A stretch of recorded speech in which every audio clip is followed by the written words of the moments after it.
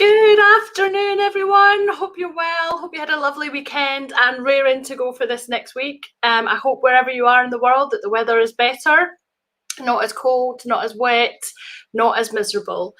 Today I have a really, really great, interesting guest. It's Sam Knowles, and he is a data storyteller, but he's a special kind of data storyteller. He has a fascinating background and looks at things from a completely different perspective that I think you're really going to love. So without further ado, I'm going to bring him on so that he can introduce himself. Hello, Sam. How are you? Hello, Susan. I'm in very good form. Thank you very much indeed. So much the better after seeing your intro, of course. Oh, thank you. So why don't you tell everyone a little bit about yourself? How did you get into data storytelling? Where did you start? And all the bits in the middle as well. Okay. All right. I'll be quick. It could be a long, boring story. I'll try and make it. Oh no, it's fascinating. So that's all good.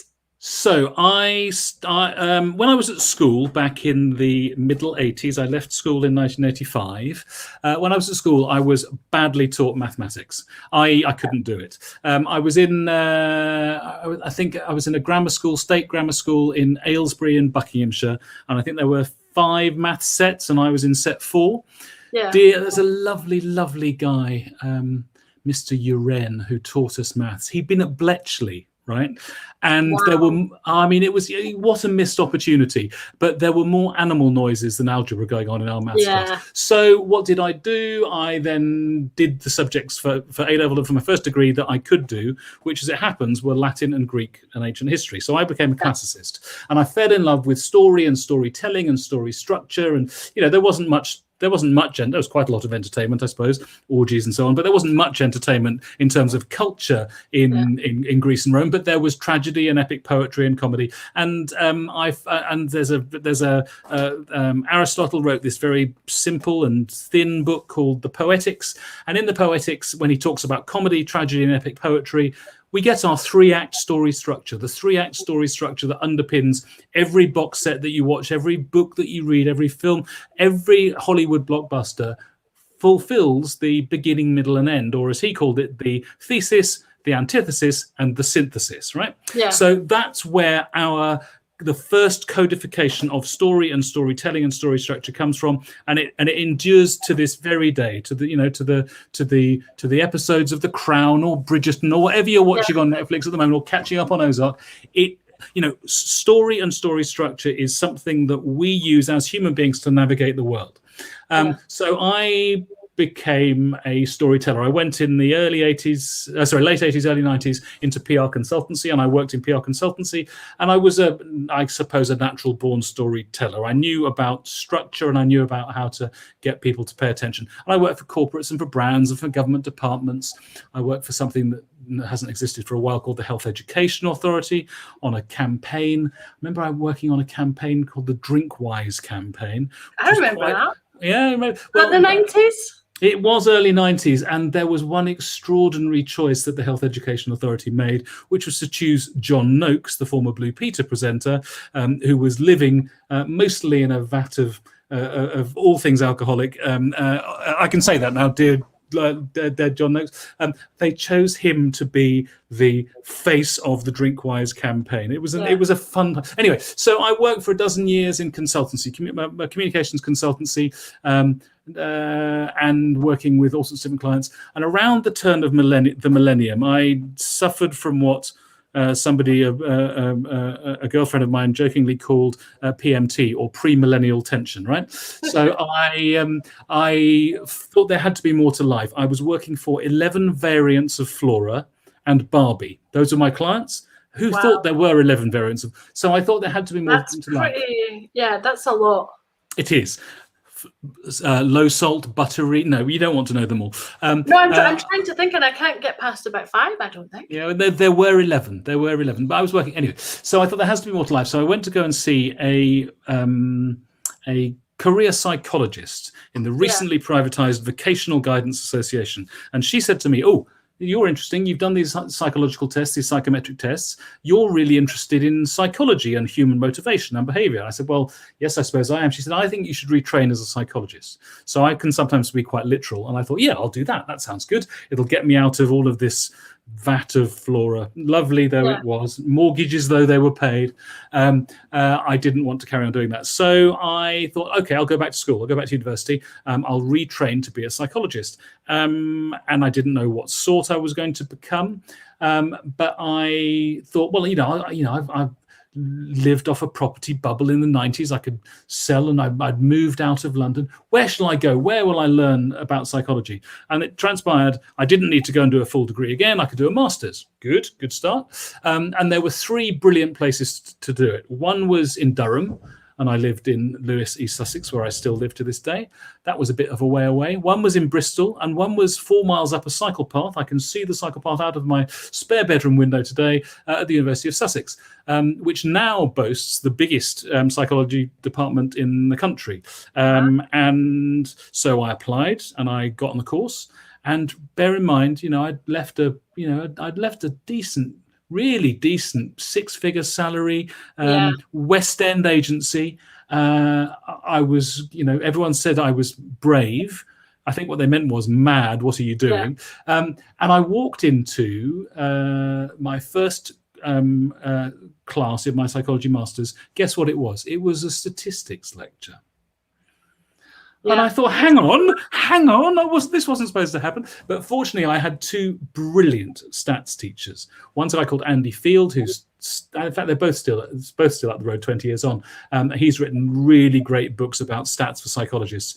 They're all based on Radio 1 playlists and fear of strange animals. He made them really, really associable. The statistical tests weren't about strange experiments you couldn't imagine. They were about real world things.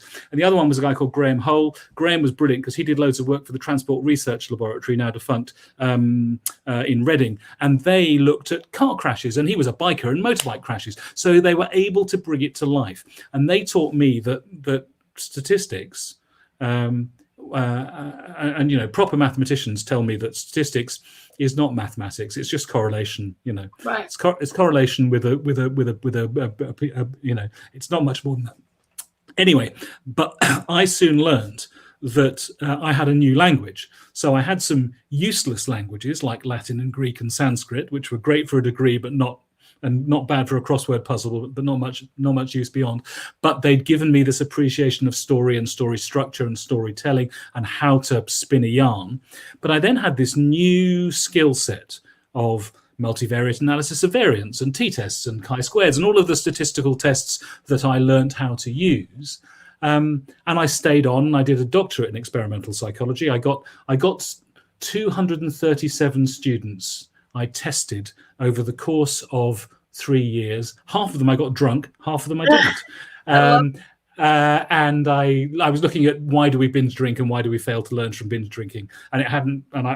But I wrote this thesis, and there was a lot of statistics in it. Anyway, I went back out into the world of consultancy. I'm not quite old enough to remember Monty Python First Time Round, but one of my favourite sketches is called Vocational Guidance Counsellor. Actually, rather like this woman who told me what I should do. And it's about Terry Jones plays a man who wants to go from accountancy to lion taming, and he ends up going he ends up going into banking. So nearly gets there. So I felt a bit like that Terry Jones character, because I went from PR consultancy that was not terribly hard hitting into PR consultancy where suddenly I was given the data, because nobody else in the agencies I worked in, and I think it's fairly true of the industry, there are a lot of good storytellers in PR. Historically, there haven't been people who are very interested in numbers or in, and they run a mile, right? Communicators don't like that. But I had the ability to do it. So they would say, oh, look, we've done some research. What does it mean? And I could tell them what it meant, and I could then build it into a story. So I worked for about another 7 or 8 years in sort of strategic and planning roles in communications agencies. But I was then in a new job given the role of being a software developer. And although I did run a computer club at school in 1981, we had one terminal printing out green and white paper connected up to County Hall. BBC. We had BBC micros. When I left my school, we just had 128 research machines network put into our school. It was an amazing, for the time, extraordinary. Anyway, but I'm not a software developer. I'm not an app developer. I'm not. I don't work on developer time. I know that it's a different concept, right? It's elastic. Okay, it's going to take a week, and 3 months later you're still there. So that's that. But that's not what I am. So it was an impossible job, and it was pulling me to pieces, and I couldn't really do it. And my very wise wife said, "Why don't you do the thing that I've been suggesting that you might do for 15 years, which is to take the bits of your job that you like the data and the storytelling, and maybe leave the bits you don't like line managing 15 people in San Francisco whose names you can't remember, and create a bespoke high-value consultant." She didn't quite phrase it like that, but it wasn't far off. And I said, "Oh, do you think anyone would want me?" As I was falling to pieces under the pressure of this awful job. And she said, "Well, I'd like you to not do what you're doing, because you managed to wreck our family holiday by trying to build a piece of software on your phone on a Greek island. And I'd like you to head towards something with purpose. But if it doesn't work, it doesn't work. But why don't you try it?" So I did. And so I had a 12-week notice period, and I had a commitment of 4.5 days a week for 6 months after 2 weeks. Amazing. And I then so I sort of thought I knew what I was going to do. This was 7.5 years ago. And I thought, well, I do this data bit, I do this story bit, I can help people do this. And it's sort of emerged and developed, and I've codified it, and I've written books, and I've done lots of things since then. But really now what my 3-person small, not perfectly formed, but small consultancy does is to help all sorts of companies use data smarter. And it does that in 2 principal ways. One is in the storytelling. So I write as or for or help companies to learn how to use data to tell better stories. And the other is in their new product development, for either products or services. And I help them to use data smarter there by giving them frameworks and structures to use data to get the insights that allow them to innovate, to really understand their either current or future customers, and to get the data-driven insights that they need. And as I say, I'm a codifier, and I like to have structures and templates and frameworks and golden rules. And then I do a lot of training. I do a lot of training in this area, a lot of consulting, and quite a lot of speaking and writing. So that's how I got here. But listen, as the old joke says, you bump into, you're lost in the countryside in Dublin, and you say to the farmer, "How would you get to Dublin?" The answer is, "I wouldn't start from here." I cannot recommend it lowly enough that people do 3 degrees over 25 years in order to get to this position. And that's one of the reasons why I'm motivated to train and to work with people and to help them to do that, because it doesn't have to be that complicated. Okay, so are you, before you do the storytelling part, are you storytelling with things like charts, or are you storytelling in a different way? So I am not a data visualizer at all. So I've got a huge amount of respect for data visual. I've got some very strong opinions about what I do and don't like in data visualization. I don't know if you've ever come across a former Googler called Cole Nussbaumer-Knaflic, who's written a book called Storytelling with Data. She's an American woman consultant trainer, and her work is all about how to make your charts tell the stories that you want them to tell, and to remove distracting information. I'm a huge fan of the sadly now dead Hans Rosling. Do you know Hans Rosling? Gapminder Foundation. His son and his daughter-in-law have published a book called Factfulness, all about how to use data to communicate in health education. They are brilliant at, they created this business called Gapminder, which they sold to Google several years ago, but which is able to represent, I think, at least 8 different dimensions of health, poverty, disease risk, population size, 8 dimensions, but in 2 dimensions. So I love that brilliant work that Florence Nightingale did that helped us to change the way that we think about disease. She was able to convince Queen Victoria to invest when we couldn't see microbes under the microscope. Florence Nightingale had a way of data. So I've got some great sort of David McCandless, the information is beautiful guy. The work that he's done around COVID is spectacular. But I've got strong affiliations to people who I think are really good at telling stories visually, but mine I think is a stage before that. So this is about the narrative. This is about if you have got a lot of data and you're looking to tell a story. I mean, it's particularly true if you work in a business to business sector, or if you work in pharma, or if you work in something technical. There's a tendency to want to show your workings out, to want to, if you work in market research, some of my favorite clients are market researchers, but the tendency and the desire to show all of our workings out just blinds the audience. It makes them, I think it makes them kind of glaze over and start playing Sudoku on their phones. I've actually seen, I've been on a couple of webinars where I've seen people reflected in their glasses. I've seen the games being played because they get bored. I've got a couple of screenshots. I would never share them. It would be too unfair. But no, I think there are some fundamental rules of how you use data to communicate and to tell really motivating and powerful and purposeful stories. I think there are some simple principles that many people, particularly B2B and pharma and tech and so on, do not obey. And it's because they don't understand story and how story works. And they don't understand that we make our decisions emotionally. We only justify them rationally. But they think that we can be browbeaten into submission. I've seen it fail so often. I've got some other ways to do it, and that's bringing together. Data and story, analytics and storytelling they feel a bit fire and ice, right? There's this myth that we're left-brained or right-brained. We're really all-brained. You couldn't function if we didn't. I understand words over here, and I understand context and meaning here, and without the bundle of fibers that joins them together, I can't make sense of one or the other. So I think that they're often fire and ice worlds, but you can bring them together, and you can bring them together with great impact.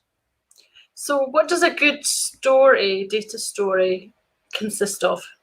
Humanity, empathy, and very few numbers. There's a simple prescription. So humanity, talking in a human language, not talking in a way that is full of jargon, is full of technical data. I think what you want to do with data is to use it as a means of attracting people's interest. So I don't go fishing, but I understand there is, when you go fishing and fly fishing, you cast the line, you cast the fly on the water, and you interest the fish underneath. And if there were, 300 hooks, the fish wouldn't know where to start. So you want to cast the data on the water to intrigue people, to say, that's interesting. How did you work that out? And then you can say, well, we ran this research which showed us this, this, and this, and we did these cross tabulations. But if you take people through your workings out, if you overburden them and overload them with data, if you give them too many of the same sorts of data, as I say, I work with lots of market research companies, but there is this tendency when people do. I mean, it's a simple bit of storytelling, data storytelling, but a brand will do some research, or a political party will do some research, or whoever, and they'll say 40%, but 30%, but 17%, however 80%. And our working memory, what I learned in psychology about memory and working memory and decision making I found very useful in this. Our working memory is supposed to be able to hold on to, there's this magic number 7 plus or minus 2, but 5 to 7 pieces or 5 to 9 pieces of information we can hold in our working memory. But if you give the same type of number, if you give 3 percentages, people don't know how to attach those percentages to the different facts that you're attributing them to. But if you say 30%, but a quarter, but 1 in 4, actually, those different types of number you can attach in your working memory, and you're more likely to then encode them into longer term working memory. So humanity, human language, empathy, real empathy and human understanding for what it's like to receive data. When we talk about storytelling, people always say, know your audience. Well, it's obvious, Well, actually, people usually ignore their audience. They usually think, I've got a story to tell, and I want to tell you my story. If you've got the chief financial officer and her team of 20 number crunchers, you can probably use a few more numbers in a bit more detail than you can if you're talking to a primary school class. But if you're talking to a primary school class, you can tell a very complicated story that has some really important data points in it, but you're going to tell a different type of story. It'll be structured in a different type of way. I mean, I'd argue you should probably not always tell the same story to all audiences. I think that loses nuance, but I do think that there's humanity, empathy, and a few numbers, a few really salient numbers. There's this line. It's supposed to have been said by Blaise Pascal, the French mathematician, Winston Churchill, Oscar Wilde, and Mark Twain. And it's, I would have written you a shorter letter, I just didn't have the time. Right? They're all said to have said that. They were probably mostly quoting each other eventually. Whoever said it, it's wise. But I think, it's said that, think about, I don't know if you're musical. I'm not particularly musical. I got to grade 2 piano. More than me. Only because I was forced to do it, I think. But the sheet music that has fewer notes on is harder to play and to play at the right tempo than maybe, I don't know, some ragtime jazz Scotch opera where there are loads of notes. So shorter letter music, finding and choosing relevant data, the truly relevant data that not the single killer statistic. I mean, great if you can, but the truly relevant data that opens up the story and gets your audience to think, oh, really? Either that's interesting, that confirms something I thought, or I don't agree with that. What on earth is he talking about? It has to be different. And then that it gives you permission to say, well, this is the work that we've done, and this is how we've got to these numbers. And there are some more if you'd like to see them. But I think that's, humanity, empathy, and not too many numbers. That's really good. I like that kind of leading them in with just a hint of information, like, do you want more? Yeah, it's the dance of the 7 veils. So in terms of when you are presenting, is it normally kind of like board level, senior level, or are you working across lots of different levels of the business? Across the board. I mean, not just the board, but right across the level of seniority. Yeah. So, I mean, what have I done this year? So for a marketing analytics business, long-term established client, I've helped their CEO write the front half, not the numbers part, but there are plenty of numbers in it, of their annual report, which I've done for many years. Clearly, this has been an exceptional and difficult year. And so there are not only numbers to justify, but numbers to talk about in a way that have never been talked about before. I'm working with one of the top 3 pharma businesses. And in the course of the last 6 months of last year, we have developed a whole new way for them to understand their customers, their patients, through the data that they have around them. How do you, what sort of framework do you need to take the data that big smart companies will invest a lot in finding some? How do you take that to truly understand why they are or aren't getting on well with your drugs or your treatments? How do you truly understand that? But in terms of that process has involved very senior people, not quite up to the board level of a global pharma business, but about 2 rungs below, and all of their teams. When I do training's interesting. So I train a lot direct to companies.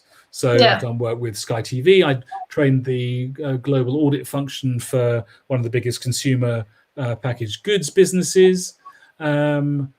Senior teams. But actually, when you're working with a single company, even if it's a big multinational company, quite often you'll have a range of levels of experience, both of telling stories and of using data. And I really enjoy working with people of different levels of seniority for a couple of reasons. One, because you get some really nice surprises, like, you know, the analytics intern is a much better data storyteller than the head of analytics. That's always fun. But also because you can get really interesting peer learning from people who've either got more experience in story, more experience in data. When training through professional associations, so I train through things like the Market Research Society or the PRCA, the Public Relations and Communications Association, I tend to get people who are late 20s to late 30s, as kind of senior manager to director or associate director level, who've got a lot of experience, but who are willing to learn and to change. So I think, I mean, you know, it's, you know, I talk about the importance of knowing your audience. It's ridiculous to say my audience is everyone. That's the least focused brief there is. But I do think that the learnings and the principles of decent data storytelling, bringing data and story together to be more influential, I do think they apply to old dogs who've got old tricks as well as new dogs who've got no tricks whatsoever.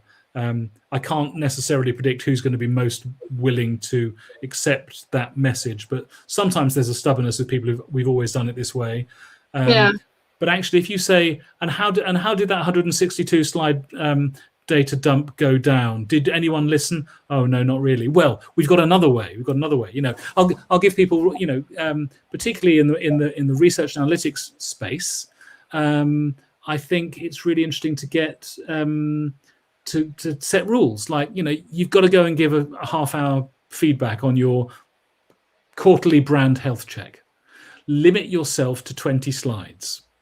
You can have an appendix as long as my arm. I don't mind how long your appendix is, because if you do that fly fishing thing and you get people's attention, they say, hang on, but what about this group and that group? Ah, well, I've got those slides as well. But limit yourself. You know, think about structuring it in this beginning, middle, and end.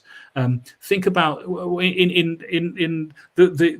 in Hollywood. I've been trained by a guy called Robert McKee, he's written a book called Story. He's a Hollywood scriptwriter in his mid-late 70s now. He's really one of the best script doctors that there is. His training course, 3-day training course, the third day you spend 11 hours with only 20-minute breaks with him going scene by scene by scene of Casablanca. Casablanca is only a 100-minute film, but it takes 11 hours to watch with this guy. But he shows you how to build tiny little scenes within scenes, and then acts, and then the whole thing. But if you have the first, the second, and third act that underpins all great storytelling, you have this thing at the end of the first act, which is known as the inciting incident, where you're going off on a journey, or you're going off and something happens. And you watch any episode of, I don't know, whatever your favorite might be, from Ozark to Emmerdale, doesn't matter what it is. But say again? Game of Thrones, classic Game of Thrones obeys the rules of story just perfectly, absolutely perfectly. I mean, it does some violating things like killing people off at the end of seasons that you weren't expecting, but that, you know, gets your attention. But there'll be in each episode, but also in each season, and also in the narrative arc of the whole thing, there'll be an inciting incident that gets people off going. And then the end of the story, well, the end of the story happens you get a resolution 2/3 the way through, not right at the end of the episode. And then you see how that plays out. Think about that as the structure for your next quarterly finance report. Think about that as a structure for your next sales pitch. It's not going to feature Jon Snow. I'm imagining like finance report done in Game of Thrones style now. Well, I mean, well, why not? I mean, let me tell you something. One of the exercises that when I'm running data storytelling that I use, and I use it all the time. Pixar, you know, the best. I think probably the creators of the only perfect trilogy, if you believe Mark Kermode, the film critic. Toy Story, the only perfect trilogy. You know, Godfather lets itself down with episode 3, right? Maybe Planet of the Apes is almost the perfect trilogy. Anyway, Toy Story. Pixar have this 6-cell pitch. They have a 6-cell pitch that every story of the 25 films they've made, everyone has had to fit into this. Once upon a time, every day, then one day, because of that, until finally.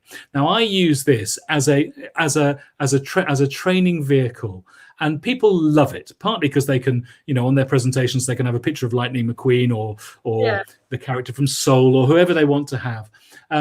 But they love it because it's a structure, but it also forces them to make choices. One of my favorite former bosses, it wasn't, I don't think it was his phrase. I think it was Sun Tzu from The Art of War. But, the definition of great strategy is what you choose not to do as much as what you choose to do. And when you have a rigid structure like the Pixar pitch, so I'll get people to write an elevator pitch, a free form, and they'll chuck in all sorts of numbers thinking that that's what I want them to do. I love it when they make that mistake, because I don't want them to do that, but it gives me good learning opportunities. And then you introduce them to the principles of great data storytelling, and then you say, right, I'm going to give you this artificial Pixar template, and I want you to use that to choose what numbers you include and what numbers you don't. And I give them examples. I give them an example from Apple or from Finding Nemo. But I'll give them the examples, and they have to make choices. I trained the East Renfrewshire Council in the East End of Glasgow, half of Glasgow. So they have a data and analytics team of 17 people, and the year before. Yeah, I know, and they're a smart bunch, and they're a really smart cookies. And I trained them March 2019. I went to train their team, and we had a great training session. It was really good. And then I checked in with them 3 months later with their head of analytics and said, "So how's it going?" She said, "Do you know, it's going really well. Our reports are much better than they used to be. We've adopted your principles. We do this and we did that." She said, "The one thing I'm a bit fed up of is another picture of Lightning McQueen on the presentation, because they all love your Pixar pitch." Now, it's not mine, it's Pixar's. I learned about it from Dan Pink, the American business writer. And it's a really simple framework. But through that simplicity of framework, you're forced to make choices. And if you make choices, then you will choose only the numbers, only the really relevant bits of data that are going to advance your story. Because if you think, you've got a little abstract for your story, or your summary of your story, what is the headline of this story? I mean, I think, what we've all been living through the past year, there are plenty of examples of really lousy data storytelling that have happened. Indeed, Dave Henson, the slide presentation man. Yeah. So, I mean, Dave's done some brilliant work around, in fact, I got an email from only this afternoon, which reminded me, but around I blogged about it at the time, the Nightmare on Downing Street, the Halloween press conference. I mean, the way that data was used there to justify the second lockdown, I mean, it probably should have happened several weeks before. That's another story. But the way that data was used in such a bad way that confused people, and it said, "We're the experts, you've just got to believe us." And people have had enough of being told just to believe them. I mean, another example, if you don't mind me going down a slight COVID cul-de-sac. Go for it. Okay, so the justifying the third lockdown, Patrick Vallance, Vallance and Whitty, they've generally been all right with their data, but I think it was Whitty. Whitty said that the new variant COVID, right? New variant COVID was 30% more deadly. Now, if you looked into the notes and the press release and the footnotes of the slides, you would have seen that old COVID, it's like new Coke and old Coke, right? Old COVID, if you were 60 plus and there were 1,000 of you, 10 of you were likely to die. Right. With new COVID, if you were 60 plus and you got it, 13 of you were likely to die. So there is a relative risk increase of 30%. All of the headlines in all of the media said 30% more deadly. And the research that's been done makes people believe that they have a 1 in 3 greater chance of dying as a result. That's not what relative risk means. Relative risk means 10 in 1,000 or 13 in 1,000. But of course, it leads to a megaphone solution and people thinking, "Oh my God, this." Now, it was done in that way, I would argue, because lockdown rules are being flouted and they wanted to scare us. But that doesn't treat us like adults. I think there's been many a mistake. We'll be learning from this for years and years and years to come. But yeah. Dave Henson, the slide presentation guy, he knows where it's at. Oh, he's done my slides. He's just phenomenal. He's awesome. I hope his ears are burning. Yeah, hopefully. When you go into your clients, do you find that there is a typical kind of common issue that you have to fix, or problem, or attitudes that kind of, like, this is like my go-to, I can fix this like that, because it happens everywhere. Too many of the same sorts of numbers, too much data, a belief that they need to show their workings out, like they think they're in a maths GCSE or something. They think they're going to get extra points. An unwillingness to sacrifice at a top level, or even actually throughout their reporting, an unwillingness to sacrifice the information that they and their teams have worked so hard to generate. And it's fundamentally this inability to understand who their audience is. So one of the first exercises, and who they're addressing, and therefore what they are likely to tolerate. So one of the first exercises I will often do with my clients is to say, let's take a step back. Let's create a pen portrait of and they say, well, can't we get on with the data storytelling? I said, no, let's create a pen portrait of who it is that you're looking to influence with this piece of communication, be it a news release or really, do we have to do this? It feels they resist it. We want to get on with making things. Yeah, and the way to do this is to understand. Let's say it's your annual report. You want to get your annual report better read and people to understand. They don't understand our business. Our business is so complicated. We work with so much data. People don't understand. We've analyzed trillions of data points. Good, fantastic. That's impressive. People don't even understand billions, let alone trillions. But that's good. Lot of data. Incidentally, footnote. One of the reasons why 350 million a week to the NHS rather than 18 billion a year to the NHS, which is 18 billion divided by 52 equals 350 million, was because people don't understand billions. But so the first thing, as an absorbing of information type thing, it's just too big for them. We don't deal in billions. I mean, unless we're mathematicians or scientists, we don't deal in billions. Nobody knows what £1 billion looks like. I mean, they might know that the UK government spends this billion on that and this, but they don't know what it means because it's out with people's frame of reference. Yeah.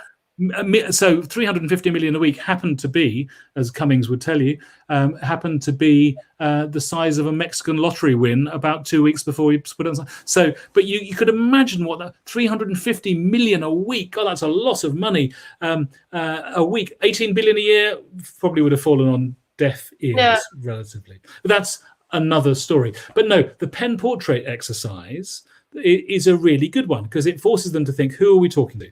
With our annual report, we're talking to intelligent investors who don't know our market, and we want them to understand why they've made a sound bet in investing in us this year and why they should buy some more shares. Okay, so they've got some degree of financial literacy. Good, excellent. But do you really think that they want to know the minutiae of your business? Because they don't. And there is this thing. So, I mean, what I'm talking about is a manifestation of the curse of knowledge. So there is this thing called the curse of knowledge. And the curse of knowledge is this. When you know a lot about something, it's really hard to imagine what it's like not to know that. So academics are really guilty of this. Financial advisors are. It is said that the legal profession is entirely based on the curse of knowledge. That lawyers know stuff that you don't know, and they're going to bamboozle you with it, and they're not going to bring themselves down to your level so that you can pay their £250 an hour. It is said. That would be cynical. Government officials are really guilty of it.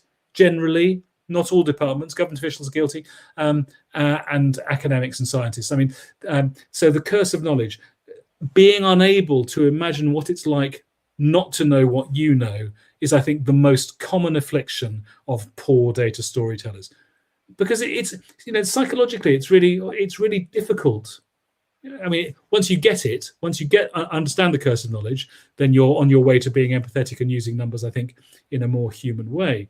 But this curse of knowledge and not being wary of the curse of knowledge is the thing I think that undoes most people. There's Rosemary. Hello, Rosemary. So actually, you said something interesting there around the 350 million versus the 18 billion. Are people using the right information but in the wrong way, like to mislead or to tempt people down a specific path? So I think it's about, let's stick with that number. Let's stick with that number, shall we? 2018, I published a book called Narrative by Numbers, in which many of these. I didn't publish it. Routledge published it, but I wrote it. And many of these principles are writ large, and there are 10 pages quite early on about what a brilliant number 350 million a week to the NHS is. Now, don't get me wrong, I'm a bleeding heart liberal, and I was a Remainer whilst that was a thing, although I don't think that is a thing anymore. Well, maybe it is for some people. I'm just to get on with things. There was a brilliant article, I can't remember who wrote it now, towards the end of last year, that said, do you remember Brexit? And the analogy was, in the middle of the pandemic, that Brexit was the rubbish boyfriend you forgot that you had because your house was burning down. Right? I think it's a nice analogy. Anyway, there are many qualities of 350 million a week to the NHS, apart from the fact that it's, used in a misleading way, apart from the fact that it's based on gross contributions, not net contributions, apart from, there are many, many, many reasons why it's a number that was used and overused. But, it was the only number, really, that was used by Vote Leave, and it became the defining earworm of the campaign for a number of reasons. It's a big number, but it's not too big. It's millions, not billions. It's round, so it's memorable, and therefore it doesn't show its workings out. I mean, if you actually take the 18.2 billion gross contributions that the UK government used to make to the EU, and you actually divide it by 52, it comes out 347.5. I can't quite exactly remember what it is, but it's a round number, and round numbers are good because they're more memorable. And so, but if challenged, you can say, well, we calculated this 350 billion figure by dividing 18.2 billion by 52, and that created a number, but we've rounded it up to make it easier for you. And it's repeated and repeated and repeated, so it becomes the earworm. I mean, if you remember the EU referendum campaign, when Cummings had implanted that as being the central number, then that's what was said at the beginning of every single interview. It's what was said by Remain, because Remain said, this number, 350 million a week, we dispute it because, and then they repeated it. And then, John Humphreys on the Today programme would say, so, one side or the other, what do we think about this 350 million? So there are many qualities. It's big, it's round, it doesn't show its workings out, it's not too big, it's anchored to a particular time period. There are many qualities about it that I think make it a brilliant piece of data storytelling, apart from the fact that I think it had many mendacious bits underlying that were sort of, airbrushed out, or that were... Okay. So from an audience point of view, are there ways to get past all the smoke and mirrors that you're being shown to get to the real root information, or is that down to the data storyteller to do that? No, I think the audience plays a massive role. I mean, hopefully the audience plays a role such that, I mean, there are a few good things to come out of the last year, but I think one thing that we have learned is that, contrary to what Michael Gove said to Krishna Guru Murthy during the EU referendum campaign, we haven't had enough of experts. Indeed, Michael Gove himself has said that we need to have experts in the course of the last year several times. So I don't think we have had enough of experts. And I think that one of the things that COVID has led to is partly a slightly unhealthy obsession with numbers and numbers about what's happening today, because we couldn't see any way out of where we were. We were focused very much on today rather than maybe on what might be happening in a certain amount of time. But I think it has meant that, one, we've valued expertise and clear speaking, truth speaking expertise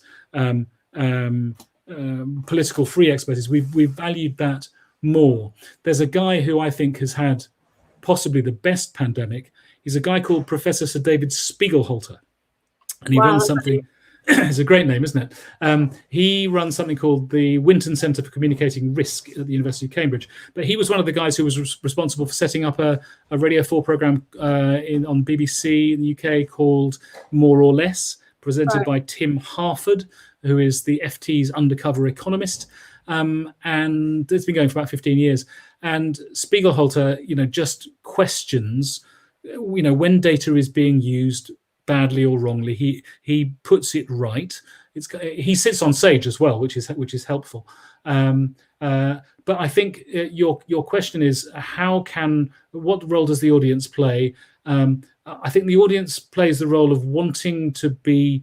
It doesn't have to be a stats guru. It doesn't have to be doesn't have to know its pivot tables from its elbow. We're not requiring people to do that, but we are requiring people to say, so what does this data mean? So Tim Harford, the More or Less presenter, he wrote a book last year, and he talks about the importance of sniffing the data. Does it smell right? Does it? Is there a bit of a why is it? But asking questions of it and saying, explain it to me. Tell me why that should be. And I think we've seen, particularly since this is not a political point, but particularly since the departure of Dominic Cummings from Number 10, I think we've seen slightly less political use of data. I think. I mean, although having said that, last week's Johnson soundbite of data not dates does feel as though Johnson might be doing a bit of freelancing on the side, perhaps. His three-word phrase. No, but I think we've seen slightly more judicious, slightly more cautious communication using data because they've had their fingers so badly burnt by being over-optimistic or bullish or not being properly led by the data. But I think that one of the positive consequences is that both expertise and a healthily cynical, how did you work that out? What is that number? We know that numbers matter. We know that cases matter. We know that infections matter. We know that R matters. We're dealing with numbers in a way, many of us are dealing with numbers in a way that we weren't many, many months ago. And that I think is positive. I mean, it's a brain ache for sure. But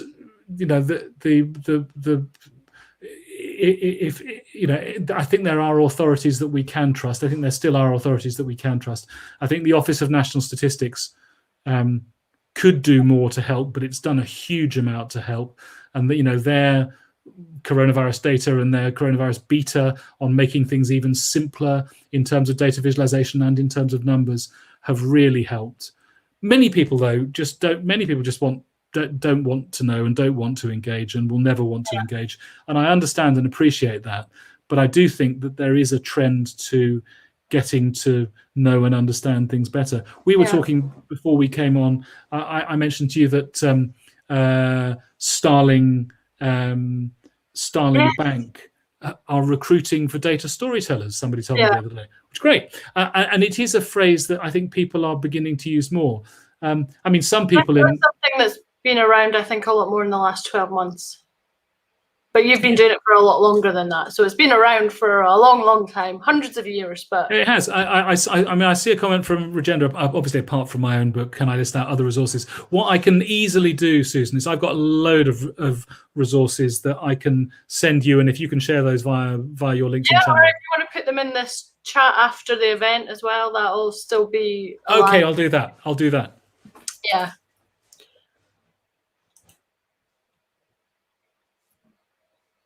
But yeah, no, it's definitely something that is prevalent, a lot more prevalent in the last 12 months, I would say. I'm hearing a lot more people talk about it. It's not just charts. And even when I started my business, there weren't analytics departments or BI specialists. And now a lot of the large organizations have that in-house. They do, and that is really encouraging.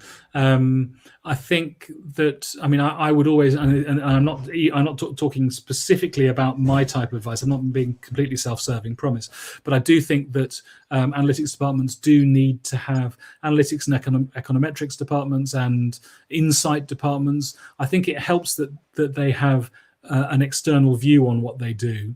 Because otherwise, as one of my other former bosses used to say, mangling two metaphors beautifully, you end up smoking your own Kool-Aid or drinking your own dope. It's quite easy. I mean, one of the things that I think is really interesting, and one of the areas that I'm just starting to scope out a new book, is in asking the right questions, in how you ask the right questions of your data. Yeah, I think it's too easy to ask the wrong questions, or ask the questions that we've always asked, or easy questions as well. Yeah, it is too easy, and you know, deep work, getting to the bottom in our complex, volatile, uncertain, complex, ambiguous world. It's really hard to. When there is so much data, data threatens to overwhelm us, right? I mean, Susan, you're in your business, you're dealing with this every single day of the week, right? Yeah. People being overwhelmed by data, and because you're a codifier and a classifier like me, but in a different way, you see the value of putting some structure and some rigor and some. Why are there empty cells here? Why is your data so noisy and dirty? I mean, I've dug around and watched your back episodes as well. But also, no, I'm aware of what you do and how you do it, and how you do it in a very practical and tangible way, such that you give people the tools that they're able to go on to. I mean, maybe you don't have the objective of wanting to make yourself redundant, but presumably you don't want to be doing the same thing again and again and again with the same clients. No, right? I've always said that, my clients should be responsible for and know and own their own data, but I will give them the tools and get them to the starting point. There's plenty of people out there that I can move on to that need help. There will always be that need for that initial help, because businesses change people and change teams, and things lapse, and so you can always be back in a few more years' time. So for in different ways, for your business and for my business, there is a seemingly inexhaustible supply of businesses that need some help. But it's understandable, because as you say, they'll subscribe to a new BI tool. They will get a different source of, not maybe in your case so much, but of social media or news data. They will have their net promoter score, or whatever is their favorite metric of customer advocacy and recommendation, and they'll change them, and they'll need to harmonize them, and they'll need to make sense of them, and they'll have normative data from 10 years when they worked with company X, and they haven't got that anymore because company X has merged with company Y, or it's too expensive to subscribe to. So what do we do now with our CRM system that had this legacy system? And there's some good questions coming in as well. Regentra's wondering what you think the maximum number is that users can understand. That's a good question. I mean, I that's a really good question, Brenda. I mean, I do think that billions and trillions are hard, unless. But I mean, in an analytics team, probably not. But I think it's not that it isn't so much. I think that there is a biggest possible number that people that your average person can understand. But it's, are you able to put it into context? So one of the brilliant tools, I think, of storytelling in general, but in data storytelling in particular, is the power of analogy. So if you say 18 billion, that's the number of stars there are visible to the naked eye in the night sky, or when people, because I'm old enough to remember record breakers and Guinness Book of Records and so on, the number of London bus, so I mean, here's a really basic analogy. How big was a brontosaurus? right? The way that the Guinness Book of Records and record breakers used to do that was to line up London buses or double-decker buses, and it was 7 double-decker buses. Or, you know, it's as far as a stunt motorcyclist Evel Knievel can jump over is 7 double-decker buses. Or, you know, the number of atoms that, you know, that would fill, that's marbles that would fill an Olympic-sized swimming pool. You know, this power of analogy. I don't think there's a Regina, I don't think there's a maximum number. I think that billions and trillions and quadrillions and the rest of them are very hard to understand because we don't deal with them day to day. That's a really great tip. Yeah, but think about the analogy. Or so let's say, I think UK PLC in a normal year, nothing like that will ever exist again, spends £700-800 billion a year. That's the public purse. That's what government spends. So then if you find out that liver disease costs the NHS, or let's say the NHS budget's 120 billion a year, right. Liver disease costs 6 billion a year. So that's a fraction, and 6 over 12. So that's 2%. You're scaring me with your maths already. Is that 2% of the NHS budget? No, it's more than 2%. It's 4% of the NHS budget. Is it 5% of the NHS? Anyway, whatever percent of the NHS budget it goes on liver disease. Wow, £1 in every 20 goes on liver disease. I didn't think it would be so big. It must be a serious problem. So if you can anchor it, anchoring allows people to adjust it, and the power of analogy is great. So, you know, if you're starting a story about 9 million, that's about the number of people that live inside the M25. Okay, I begin to understand it. Wow, that's brilliant. Jerome's asking what your best advice for helping organisations set a positive data culture. You know, when the numbers don't look good to certain people, there can be a tendency to challenge that data in a negative way. Jerome, that's such a good question. I know there's only one question mark, but I think there's 2 questions in there. One is positive culture, and the other one is about numbers not looking good. I think numbers not looking good that's not maybe the easier one, but I'll come to that one first. When numbers don't look good, clearly it can lead to a negative attitude. But I don't think that. I think once you have accepted that you're in the situation that you're in, not that you're looking to build a story that masks these numbers. We're not in 9/11, a good day for burying bad news at the Department of Transport. Not that kind of situation. Once you've accepted that, once the whole team has, in a grown up and mature way, accepted that, then what type of story can we tell? What type of story can we tell? It's going to be a bad news story. Okay, it needs to be a bad news story. Let's front up to that. Let's not mask it in flowery language. Let's not bury the numbers about the fact that our growth has, or that we've shrunk 35% in the course of the pandemic year. Let's front up about that, and then let's say what we're going to be doing about that. In terms of a positive data culture, I think one way to get people to be a data storytelling culture, one way to get people to get better at this is to get them to do something that they almost never do. And that's to read their stories out loud. Now, they may well do that in the quarterly finance meeting or the sales, you know, how's sales going in the Southeast, Sam? Not so well. Okay. Can you give me your numbers? Well, you know, so people are not used to reading their stories out loud before they actually deliver them. Now, because we're all connected now, obviously, you know, wherever we are in the world, we can all we can use StreamYard or whatever platforms we're going to be using, Zoom and Teams, and even good old-fashioned phone calls. In order to inculcate a culture of positivity towards data storytelling, get yourself a buddy. Get yourself a buddy in your organization who, you know, let's say you have different cycles of reporting.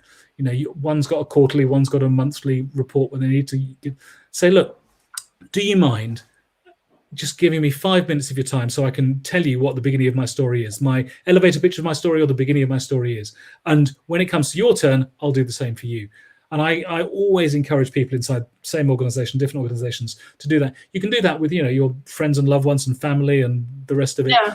Partly because it helps to have a naive audience listening to a data story, because if anyone can understand it, then your boss will probably be able to understand it. Yeah. But also that spirit of mutuality, I think, really can get people feeling more positive about the data stories they tell. If you read it out loud, if you read your story out loud, people say, "Do you know what? I didn't actually understand that. Could you drop those two numbers and just give me one number? That might help me to do it." That can really help to get a positive attitude. I think that kind of answers Arhant's question, which is around how do you decide on a metric to be measured for a proper, It needs to matter.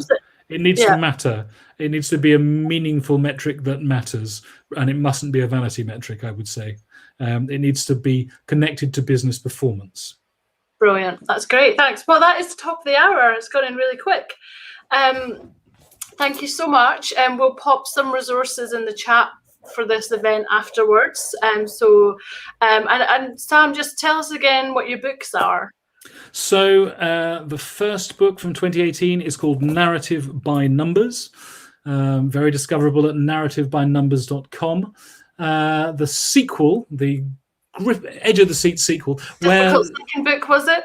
No, it wasn't actually. No, it wasn't. Not difficult second album, difficult second book. No, it was actually the one I was going to write first, but somebody told me that I had to do the data storytelling one first. The second one is called How to Be Insightful, howtoBeInsightful.com. And on both of those, if people are interested in them, I'm able, thanks to my generous publishers, to give them a third off for the whole of this year. So if they want to get in touch via those websites, I can give them a third off. Okay, let me just put those in the chat now. So what was the first one again? It was narrativebynumbers.com. And howtoBeinsightful.com. And if people get in touch with me via those websites, I can then give them the discount code, and they can happily get a third off. That sounds like a good deal to me. And the third one in the works that I've had a provisional green light on is called Asking Smarter Questions. I do like that. I think that's a really great idea. Thank you so much for your time today. What pleasure. I'm going to pop you into the green room. If anyone wants to get in touch with you, obviously we've got the two websites, but I guess you're on LinkedIn. Any other platforms that are good to find you on? LinkedIn, Sam Knowles Data Story is me. Twitter, you can find LinkedIn and Twitter are the two, at Insight Agents, at Sam Knowles if you want some ramblings not about data storytelling, and at Narrative by Numb. Great, perfect. Thank you so much for your time today. That's been really, really interesting. My pleasure. Thanks for having me. Thanks very much. Right, guys, that is the end of another week. I can't believe it.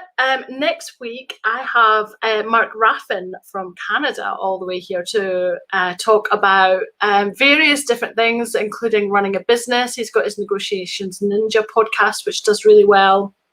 So really looking forward to having him on. Thanks so much for your time and questions today. As always, if you think of someone that you would like to see in the Data Den, and just let me know. And I hope that you have a great week ahead and that you all behave yourselves and stay sparkly. Thanks very much. Bye.